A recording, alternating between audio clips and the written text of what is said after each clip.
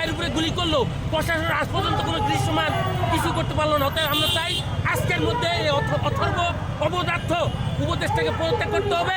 পদত্যাগ করে যোগ্য লোক দিয়ে এই আইন শৃঙ্খলা বাহিনীকে ঢেলে সাজাতে হবে, তবে একটি জাতীয় নির্বাচন হবে। আজকে সারা দেশের প্রার্থীগণ ভয়ে ভীত শঙ্কিত হয়ে গেছে। এই যদি পরিস্থিতি চলতে থাকে তাহলে জাতীয় নির্বাচন এই প্রশাসন, এই উপদেষ্টা পরিষদ কিভাবে করবে? এটা তো এখন দেশের মানুষের সবচেয়ে বড় প্রশ্ন।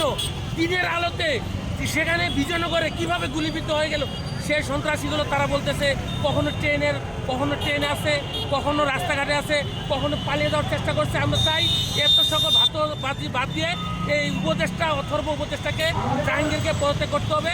অন্যথায় দেশের মানুষ তার বিরুদ্ধে জুলাই গণঅভ্যুত্থানের মতো আবারও এই দেশের মানুষ নামবে। জুলাই যে অসংখ্য শাহাদাতের বিনিময়ে যখন জুলাই অর্জন করেছে এই দেশের মানুষ, ছাত্র জনতা আর কখনো এই জুলাই হারিয়ে যাবেন ইনশাআল্লাহ।